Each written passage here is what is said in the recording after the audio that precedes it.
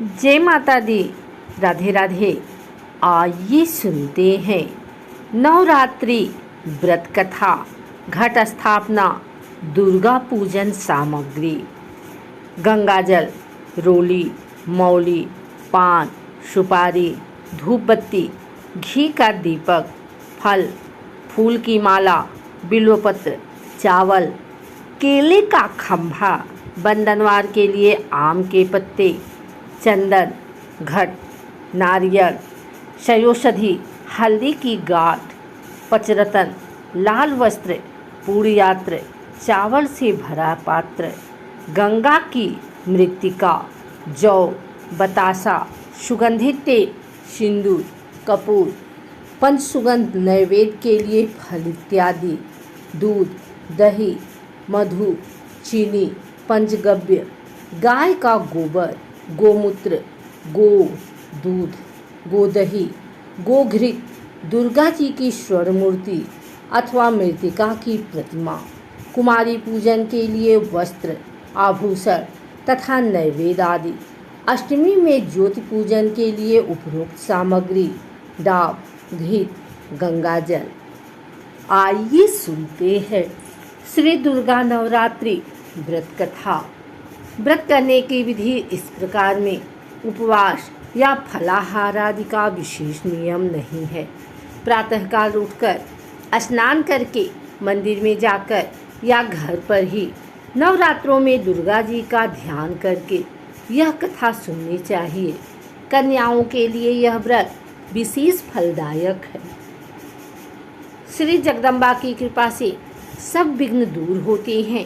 कथा के अंत में बारंबार दुर्गा माता तेरी सदा जय हो का उच्चारण हो। बृहस्पति जी बोले, हे ब्रह्मा जी, आप अत्यंत बुद्धिमान, सर्वशास्त्र और चारों वेदों को जानने वालों में श्रेष्ठ हो। हे प्रभु, कृपा कर मेरा वचन सुनो। चैत्र आश्विन माघ और आषाढ़ मास के शुक्ल पक्ष में नवरात्र का व्रत और उत्सव क्यों किया जाता है?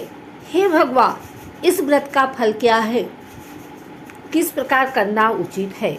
और पहले इस व्रत को किसने किया, सो विस्तार से कहो। बृहस्पति जी का ऐसा प्रश्न सुनकर ब्रह्मा जी कहने लगे कि हे बृहस्पति, प्राणियों का हित करने की इच्छा से तुमने बहुत ही अच्छा प्रश्न किया है। जो मनुष्य मनोरथ पूर्ण करने वाली दुर्गा, महादेवी, सूर्य और नारायण को ध्यान करते हैं, वे मनुष्य धन्य है। यह नवरात्र व्रत संपूर्ण कामनाओं को पूर्ण करने वाला है। इसके करने से पुत्र चाहने वाले को पुत्र, धन चाहने वाले को धन, विद्या चाहने वाले को विद्या और सुख चाहने वाले को सुख मिल सकता है।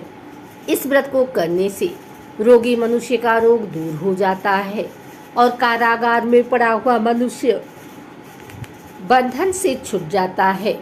मनुष्य की तमाम विपत्तियां दूर हो जाती हैं और उसके घर में संपूर्ण संपत्तियां आकर उपस्थित हो जाती हैं।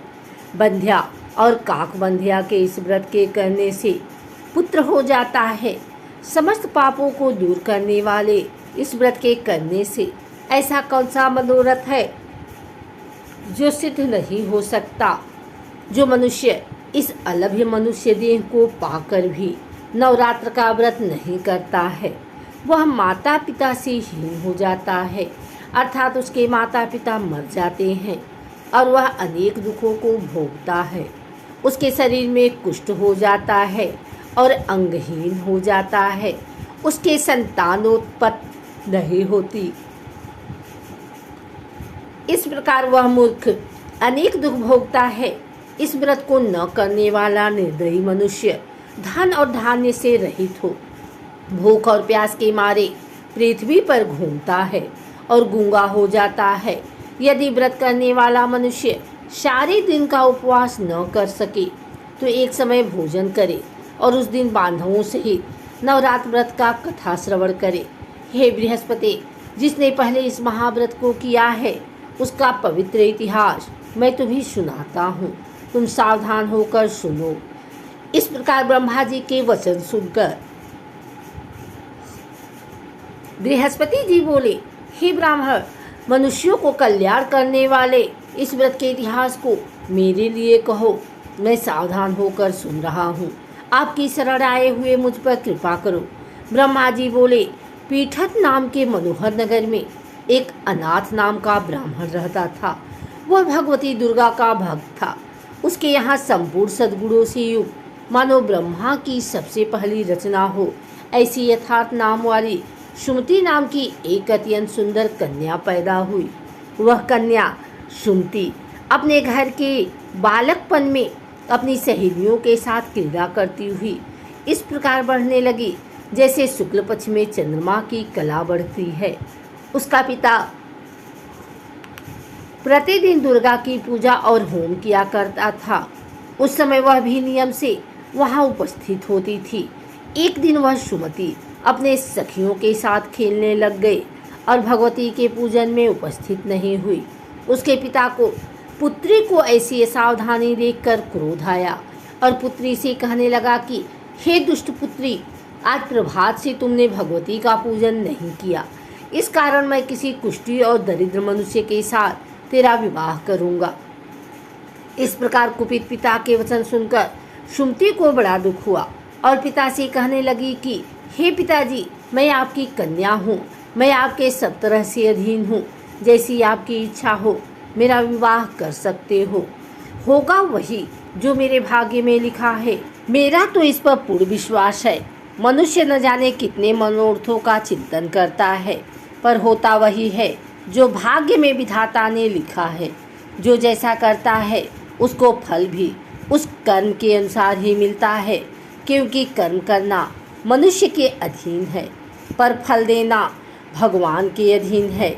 जैसे अग्नि में पड़े हुए तृणादि उसको अधिक प्रदीप्त कर देते हैं, उसी तरह अपनी कन्या के ऐसे निर्भयता से कहे हुए वचन सुनकर उस ब्राह्मण को अधिक क्रोध आया। तब उसने अपनी कन्या का एक कुष्ठी के साथ विवाह कर दिया और अत्यंत क्रुद्ध होकर पुत्री से कहने लगा कि जाओ जाओ, जल्दी जाओ, अपने कर्म का फल भोगो। देखें केवल भाग्य भरोसे पर रहकर क्या करती हो। इस प्रकार से कहे हुए पिता के कटु वचनों को सुनकर सुमति अपने मन में विचार करने लगी कि अहो, मेरा बड़ा दुर्भाग्य है जिससे मुझे ऐसा पति मिला। इस तरह अपने दुख का विचार करती हुई वह सुमति अपने पति के साथ वन चली गई और भयानक वन में कुशायुक्त स्थान पर उन्होंने वह रात बड़े कष्ट से व्यतीत की। उस गरीब बालिका को ऐसी दशा देखकर भगवती पूर्व पुण्य के प्रभाव से प्रकट होकर सुमति से कहने लगी कि हे ब्राह्मणी, मैं तुम पर प्रसन्न हूँ। तुम जो चाहो वरदान मांग सकती हो। मैं प्रसन्न होने पर मनवांछित फल देने वाली हूँ। इस प्रकार भगवती दुर्गा का वचन सुनकर ब्राह्मणी कहने लगी कि आप कौन हैं जो मुझ पर प्रसन्न हुई हैं? यह सब मेरे लिए कहो और अपनी कृपा दृष्टि से मुझ दासी को कृतार्थ करो। ऐसा ब्राह्मणी का वचन सुनकर देवी कहने लगी कि मैं आदि शक्ति हूँ और मैं ही ब्रह्मा, विद्या और सरस्वती हूँ। मैं प्रसन्न होने पर प्राणियों को दुख दूर कर उसको सुख प्रदान करती हूँ। हे ब्राह्मणी, मैं तुझ पर तेरे पूर्वजन्म के पुण्य के प्रभाव से प्रसन्न हूँ। तुम्हारे पूर्वजन्म का वृतांत सुनाती हूँ, सुनो। तू पूर्वजन्म में निषाद की स्त्री थी और अति पतिव्रता थी। एक दिन तेरे पति निषाद ने चोरी की। चोरी करने के कारण तुम दोनों को सिपाहियों ने पकड़ लिया और ले जाकर जेल खाने में कैद कर दिया। उन लोगों ने तुझे और तेरे पति को भोजन भी नहीं दिया। इस प्रकार नवरात्र के दिनों में तुमने न तो कुछ खाया और न जल ही पिया, इसलिए 9 दिन तक नवरात्र का व्रत हो गया। हे ब्राह्मणी, उन दिनों मैं जो व्रत हुआ उस व्रत के प्रभाव से प्रसन्न होकर तुम्हें मनोवांछित वस्तु दे रही हूँ।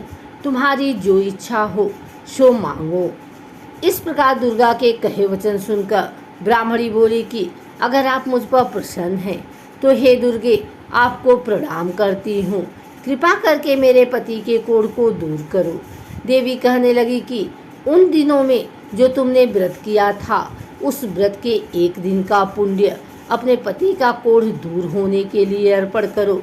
मेरे प्रभाव से तेरा पति कोढ़ से रहित और सोने के समान शरीर वाला हो जाएगा। ब्रह्मा जी बोले।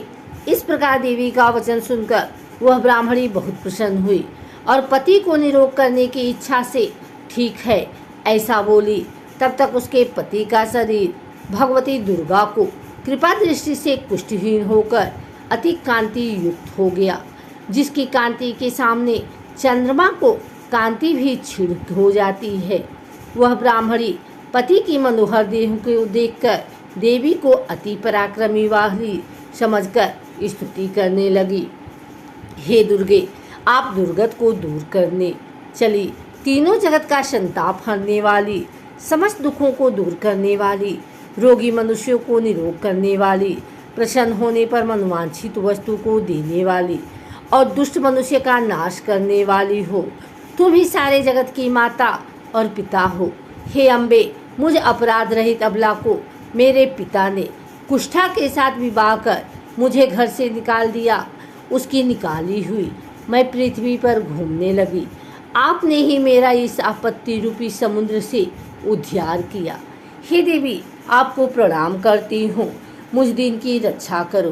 ब्रह्मा जी बोले कि हे बृहस्पति, इसी प्रकार उस सुमति ने मन से देवी को बहुत स्तुति की। उसकी स्तुति सुनकर देवी को बहुत संतोष हुआ और ब्राह्मणी से कहने लगी कि हे ब्राह्मणी, तुम्हारे उदायल जाम का एक अति बुद्धिमान, धनवान, कीर्तिवान और जितेंद्रिय पुत्र शीघ्र ही होगा। ऐसा कहकर वह देवी उस ब्राह्मणी से फिर कहने लगी कि हे ब्राह्मणी, और जो कुछ तेरी इच्छा हो वही मनोवांछित वस्तु तुम मांग सकती हो। ऐसा भगवती दुर्गा का वचन सुनकर सुमति बोली कि हे भगवती दुर्गे, अगर आप मुझ पर प्रसन्न हैं तो कृपा कर मुझे नवरात्रि विधि बताइए। हे दयावती, जिस विधि से नवरात्र व्रत करने से आप प्रसन्न होती हैं, उसी विधि और उसके फल को मेरे लिए विस्तार से वर्णन करें। इस प्रकार ब्राह्मणी के वचन सुनकर दुर्गा कहने लगी कि हे ब्राह्मणी, मैं तुम्हारे लिए संपूर्ण पापों को दूर करने वाली नवरात्र व्रत विधि को बतलाती हूँ, जिसको सुनने से तमाम पापों से छुटकर मोक्ष की प्राप्ति हो जाती है। अश्विन मास के शुक्ल पक्ष की प्रतिपदा से लेकर 9 दिन तक विधि पूर्वक व्रत करें। यदि दिन भर का व्रत न कर सकें तो एक समय का भोजन करें। पढ़े लिखे ब्राह्मणों से पूछकर घट स्थापना करें और वाटिका बनवाकर उसको प्रतिदिन जल से सींचें। महाकाली, महालक्ष्मी और महासरस्वती की मूर्तियाँ बनाकर उसकी नित्य विधि सहित पूजा करें और पुष्पों से विधि पूर्वक अर्घ्य दें। बिजौरा के फूल से अर्घ्य देने के रूप की प्राप्ति होती है। जायफल से कीर्ति, दाख से कार्य की सिद्धि होती है। आंवले से सुख और केले से भूषण की प्राप्ति होती है। इस प्रकार फलों से अर्घ्य देकर यथाविधि हवन करें। खांड, घी, गेहूँ, शहद, जौ, तिल, बिंब, नारियल, दाख और कदम, इनसे हवन करें। गेहूँ होम करने से लक्ष्मी की प्राप्ति होती है। खीर व चंपा के पुष्पों से धन और पत्तनों से तेज की प्राप्ति होती है। आंवले से कीर्ति और केले से पुत्र की प्राप्ति होती है। कमल से राज सम्मान और दाखों से सुख संपत्ति की प्राप्ति होती है। व्रत करने वाला मनुष्य इस विधान से होम कर आचार्य को अत्यंत नम्रता के साथ प्रणाम करे और यज्ञ की सिद्धि के लिए उसे दक्षिणा दे। इस महाव्रत को पहले बताई हुई विधि के अनुसार जो कोई करता है उसके सभी मनोरथ सिद्ध हो जाते हैं। इसमें तनिक भी संशय नहीं है। इन 9 दिनों में जो कुछ दान आदि दिया जाता है उसका करोड़ों गुना फल मिलता है। इस नवरात्र के व्रत करने से ही अश्वमेघ यज्ञ का फल मिलता है। हे ब्राह्मणी, इस संपूर्ण कामनाओं को पूर्ण करने वाले उत्तम व्रत को तीर्थ मंदिर अथवा घर में ही विधि के अनुसार करें। ब्रह्मा जी बोले कि हे बृहस्पति, इस प्रकार ब्राह्मणी को व्रत की विधि और फल बताकर देवी अंतर ध्यान हो गई। जो मनुष्य या स्त्री इस व्रत को भक्ति पूर्वक करता है वह इस लोक में सुख पाकर अंत में दुर्लभ मोक्ष को प्राप्त होता है।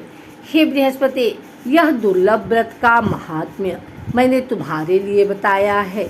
ऐसा ब्रह्मा जी के वचन सुनकर बृहस्पति जी आनंद के कारण रोमांचित हो गए और ब्रह्मा जी से कहने लगे, हे ब्रह्मा जी, आपने मुझ पर अति कृपा की है, जो अमृत के समान इस नवरात्रि व्रत का महात्म्य सुनाया।